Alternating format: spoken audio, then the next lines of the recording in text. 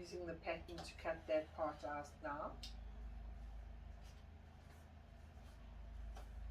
If you want to be more cost effective, use white.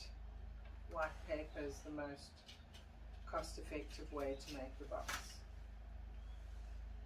But they do look very glamorous if you either use two colors or use the same tone on tone.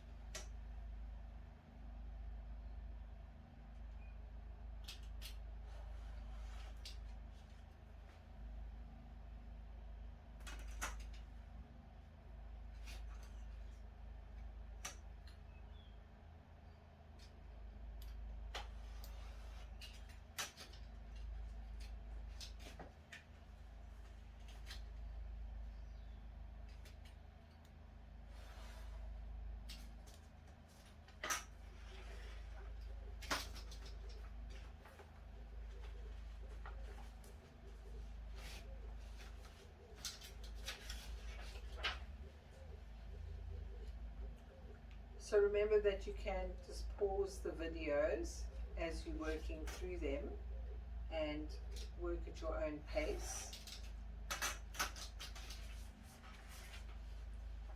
Thank you.